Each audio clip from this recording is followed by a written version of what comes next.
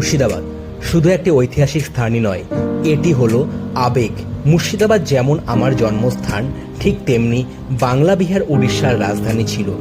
মুর্শিদাবাদ মানেই যেমন নবাব সিরাজদৌল্লার হাজারদুয়ারি প্যালেস, ঠিক তেমনি নসিপুর ব্রিজ, যা আমাদের উত্তরবঙ্গ এবং দক্ষিণবঙ্গকে কানেক্ট করেছে।